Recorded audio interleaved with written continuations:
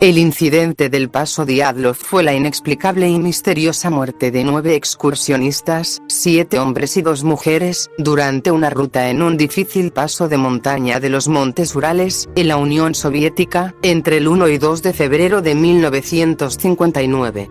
El grupo, con experiencia en esquí de fondo, estaba formado por estudiantes de la Universidad Estatal Técnica de los Urales.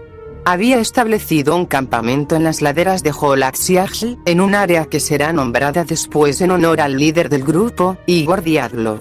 Sus cuerpos fueron hallados semanas después por un equipo de rescate del ejército soviético al no dar señales de vida. Se encontró el campamento vacío y la tienda destrozada.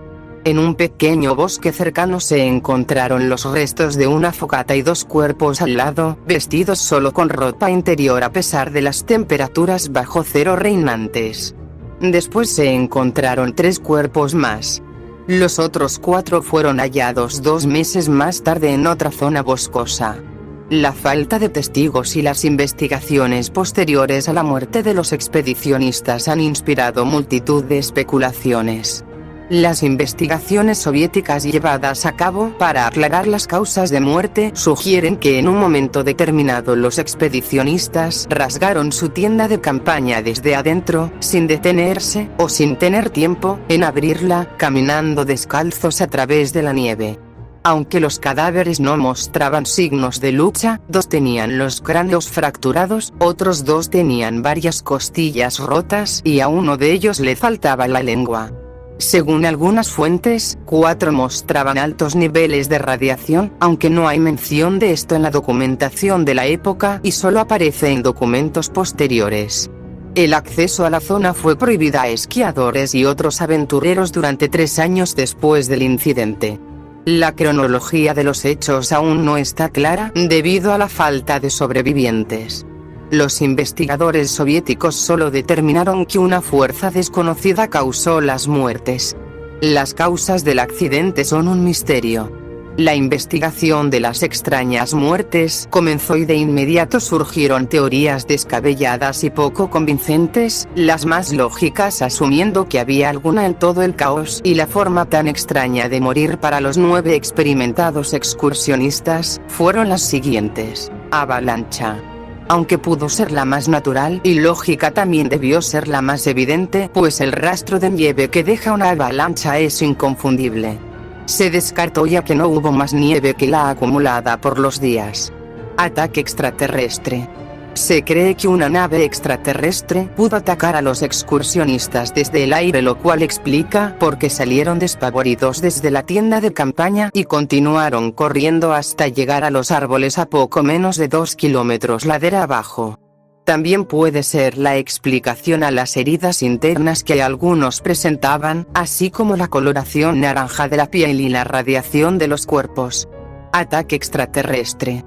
Se cree que una nave extraterrestre pudo atacar a los excursionistas desde el aire, lo cual explica por qué salieron despavoridos desde la tienda de campaña y continuaron corriendo hasta llegar a los árboles a poco menos de 2 kilómetros ladera abajo. También puede ser la explicación a las heridas internas que algunos presentaban, así como la coloración naranja de la piel y la radiación de los cuerpos. Crimen premeditado.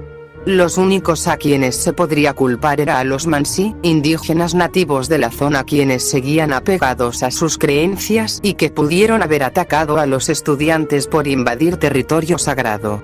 Sin embargo, esta teoría también fue rápidamente descartada, ya que la zona no era territorio sagrado para los Mansi, ni se encontraron huellas que los pusiera esa noche en ese lugar. Las heridas que los jóvenes tenían no eran heridas hechas por el hombre, correspondían a heridas similares a las de un choque automovilístico, según el Dr. Boris Bofrodzeny, el médico forense, que así lo confirmó. Ataque de Yeti. En Siberia, el famoso pie grande o Sasquatch se llama Yeti. Si bien las heridas de los cuerpos y la forma despavorida de huir corresponden al ataque de un posible animal de gran tamaño y de una fuerza superior, no había huellas de Yeti en la zona. Ataque militar. El director de la investigación, Lev Ivanov, concedió una entrevista en 1990 al periódico Leninsky Put de Kazakh, confirmando haber recibido órdenes de oficiales militares de cerrar la investigación de inmediato y clasificar la evidencia como secreto. Se sabe que esa zona era una de las tantas que se usaban para pruebas militares de baja escala, pues aunque no era oficialmente un lugar para excursiones, tampoco era visitado de forma frecuente. Yuri Yudin mantuvo su sospecha de que algún arma militar se pudo probar esa noche y que sus amigos fueron simplemente infortunados por encontrarse en el lugar y en la fecha equivocados. Eso explicaría la radiación encontrada en los cuerpos, pero también es cierto que un arma de explosión simplemente explota y no persigue a los objetivos. Pudo ser una combinación de arma biológica que causó caos y confusión para finalmente explotar provocando el daño encontrado en los cuerpos, lo cual derivó otra teoría y que es la más aceptada: arma militar secreta. La teoría tomó forma cuando el mismo Ivanov propuso que esa noche uno de los estudiantes había salido de su tienda y al ver unas extrañas esferas naranjas, alertó a sus compañeros, quienes fueron atacados de alguna forma por esas esferas, murieron por choque de explosión en sus cuerpos, puesto que aquellas esferas bien podían ser armas experimentales. Eso explicaba las heridas de los cráneos y las costillas rotas, así como el tono quemado de la piel y el color del pelo, pero la evidencia final era la radiación que se había encontrado en los cuerpos. Cuando los documentos fueron desclasificados con la caída de la URSS, se encontraron apuntes del diario de Igor Diaghilev que mencionaba la presencia de esferas naranjas flotando en el cielo nocturno en dirección hacia la montaña de Kolavsiaki aquella infortunada noche del 2 de febrero. Algunos testigos que se encontraban relativamente cerca del lugar aquella noche, relatan haber visto esas esferas naranjas la noche del 2 de febrero. No hay más evidencia que su testimonio, el cual también fue clasificado con el resto de la investigación, y no fue hasta 1990 que se supo de estos testigos. El 2 de febrero de 2008 un gran grupo de excursionistas, más de 30, entraron al lugar para buscar más evidencia. Encontraron varias piezas metálicas que podían pertenecer a misiles o a armas similares, por lo que la teoría de Ivanov se daba por cierta. Los estudiantes se enfrentaron a una arma experimental que los mató aquella noche del 2 de febrero de 1959. Comenzaron a especularse con teorías de ovnis, armas secretas de experimentación con la población, incluso yetis. Las evidencias se adaptaron a cada una de esas teorías y pretendieron darse como explicaciones siempre encaminadas a culpar al gobierno por su hermetismo. Sin embargo, la teoría más simple y sencilla no fue tomada en cuenta con la debida seriedad, y al no haber evidencia de esta fue desechada, al igual que otras como culpar a la inocente tribu Mansi o al inexistente yeti siberiano. Mencionemos una simple palabra: avalancha. Aunque pocos hayan tenido alguna experiencia con este mortal evento, todos sabemos que una avalancha es mortal. Toneladas de nieve cayendo sin control a una velocidad que supera la nuestra es motivo para asustar a cualquiera. ¿Qué tal si pensamos en que esa noche la palabra avalancha fue la culpable? Analicemos los detalles. Los puntos sospechosos de las conclusiones son estos. Los 9 estaban acomodados dentro de la tienda con la ropa térmica apropiada para dormir. Algo o alguien los hizo salir de forma inmediata de su comodidad en la noche y correr casi 2 kilómetros hacia un bosque cercano sin equipo ni otra cosa para sobrevivir a 30 grados bajo cero. La tienda fue desgarrada desde adentro. Los 9 corrieron escapando de la tienda sin el calzado apropiado. Uno llevaba unos botines, otro un solo calcetín y los demás salieron descalzos. Se separaron en 3 grupos al llegar al bosque, cada grupo separado del otro por varios metros, y no volvieron a tener contacto entre ellos. El primer grupo tenía la piel de las manos desgarrada y se encontraron rastros de sangre en ramas altas de los árboles cercanos a ellos, como queriendo escalarlos. El segundo grupo intentó regresar al campamento pero se desvió. Los 3 excursionistas murieron en el camino. El tercer grupo se encontró dentro de una hondonada profunda y al morir la nieve los cubrió por varios metros. Fue hasta 2 meses después que la nieve se derritió que los encontraron. En este tercer grupo, el más alejado del campamento, los cuerpos estaban heridos y había rastros de radiación en todos. Una de las jóvenes de este tercer grupo no tenía lengua. En este tercer grupo los jóvenes mostraban heridas en el cráneo, costillas rotas y heridas en el cuerpo. Los cuerpos de los 9 mostraban una coloración naranja extraña y su pelo con un ligero tono grisáceo. Todos quedaron ciegos antes de morir. Analicemos cada uno de estos puntos con la teoría de la palabra avalancha y veremos que la palabra misterio desaparece mágicamente. No estoy hablando del evento de una avalancha, pues esta teoría fue de las desechadas por no encontrar las claras y concluyentes señales de que haya habido una esa noche. Me refiero a la palabra avalancha que alguno pudo haber gritado y eso provocó todo. Me baso en esto por lo siguiente. La decisión de Igor Diatlov de pasar la noche en la ladera de la montaña y no en el bosque cercano, en donde fueron encontrados, debió de causar alguna incomodidad en el grupo. La posibilidad de una avalancha siempre es real cuando paseas junto a las laderas y más cuando la nieve se continúa acumulando como sucedió esa noche que había una tormenta que los obligó a refugiarse. Quienes se aventuran a excursionar en grupo de forma profesional saben bien que en todo grupo siempre debe de haber un líder que cuenta con la experiencia necesaria para la supervivencia del grupo. No hay democracia, es una dictadura y las órdenes del líder se deben de obedecer ya que de eso depende la vida de todos. Esa noche todos obedecieron a Igor y se quedaron en la ladera de la montaña a pasar la noche.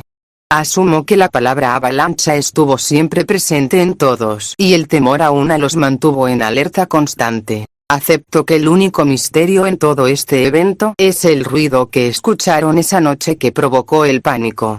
Asumo que si hubo testigos que dijeron haber visto luces en el cielo por la zona, las anotaciones encontradas en la libreta de Igor también las mencionan, y que la evidencia escrita sitúa esa zona como una de las tantas que se usaban en pruebas militares. Tal vez haya sido alguna detonación distante la que alguien, o todos, escuchó dentro de la tienda, o tal vez alguna avalancha lejana que terminó haciendo eco en ese lugar. Otra posibilidad pudo ser la de algún motor rompiendo la velocidad del sonido o incluso, si el nivel de nervios estaba en lo más alto en todos, un relámpago cayendo en algún árbol.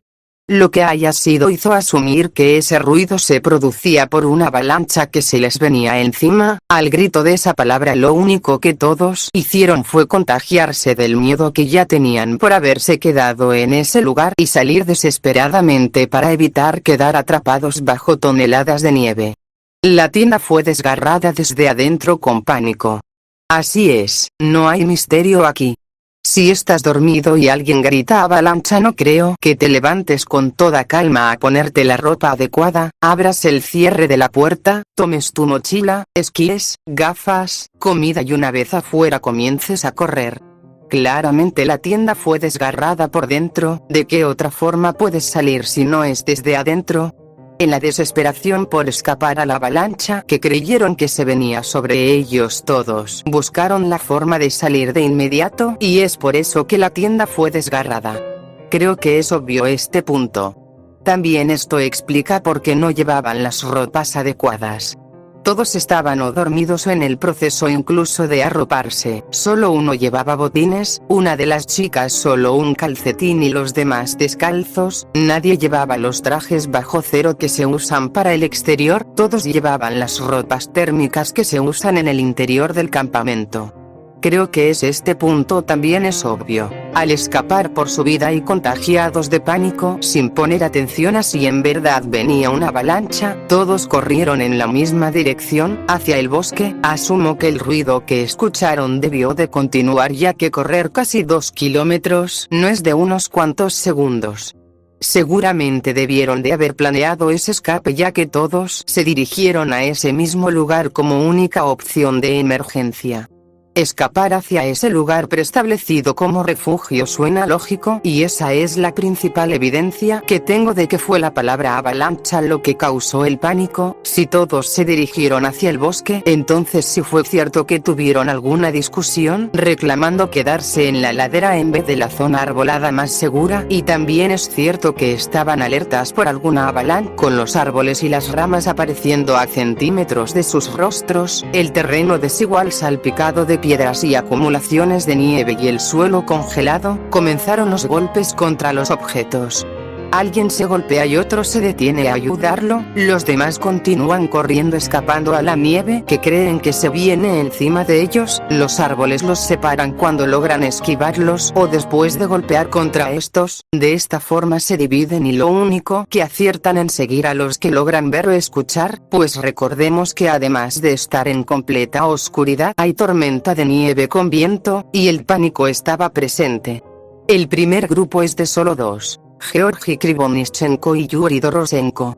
Ellos fueron los que más cerca estaban del campamento. Se encontraron rastros de sangre en los árboles cercanos, como si hubieran intentado escalarlos. Claro, creo que todos hubiéramos intentado lo mismo si una ola de nieve se te viene encima. Se desgarraron los dedos y las palmas de las manos al intentarlo, pues los árboles estaban congelados. Uno de ellos llevaba botines, por lo que podemos asumir que era el más arropado, pudiendo ser que aún no se terminaba de cambiar de ropas. Entre todo llevaba algún encendedor o cerillos, ya que lograron encender una fogata aunque solo duró unos minutos. También los rastros de sangre en los árboles cercanos pudieron ser por la desesperación de arrancar ramas más altas para alimentar la fogata, que se apagó en poco tiempo por la tormenta que había. Otra razón pudo ser que intentaron subir a los árboles, ya sea para ver su campamento o para no quedarse en la fría superficie congelada, pero no pudieron subir ya que estaban a 30 grados bajo cero, y esa temperatura impide cualquier movimiento, además de que estaban malheridos. El segundo grupo, Igor Dyadlov, Zina Kolmogorova y Rustem Slobodin, se detuvo en algún momento dentro del bosque. Asumo que notaron que el peligro ya había pasado y la urgencia por no morir congelados los obligó a regresar al campamento por protección. En este grupo estaba el líder Igor Dyadlov, que por su experiencia debo también asumir que estaba mejor ubicado en cuanto a dónde se encontraban. Este grupo comenzó a regresar al campamento dirigido por Igor, pero no lo logró. Uno de ellos tenía el cráneo roto, o también se puede decir que tenía una herida en la cabeza, término menos amarillista, que seguramente se hizo al chocar de frente contra algún árbol o al caer sobre alguna piedra en la desenfrenada carrera dentro del bosque en completa oscuridad. Lograron salir del bosque y se encaminaron hacia el campamento, pero en otra dirección.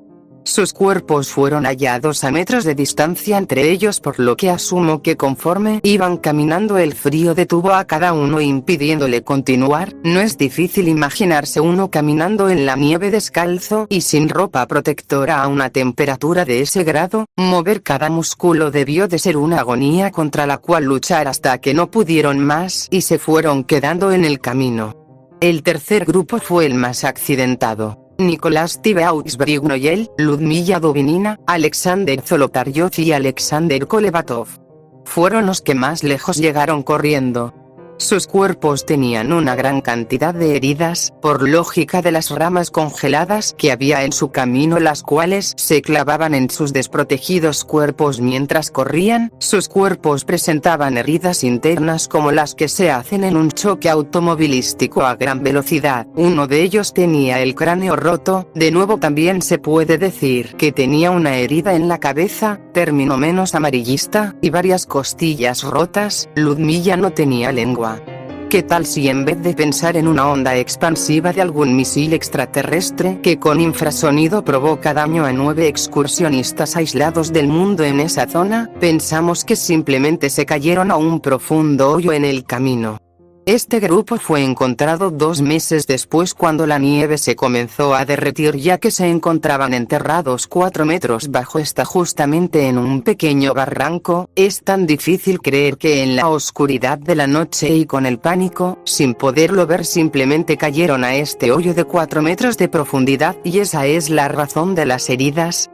fractura de cráneo, costillas rotas, heridas internas y la lengua arrancada tal vez por la misma mandíbula al golpear contra el suelo. Todas estas heridas no pueden ser sencillamente producto de una caída mientras corrían en grupo, unos encima de otros, 4 metros sobre un suelo congelado posiblemente con piedras en el fondo. Imaginemos la dramática escena. Primero cae Ludmilla y se rompe las costillas. No es difícil que esa caída provocara también la herida profunda en su cabeza.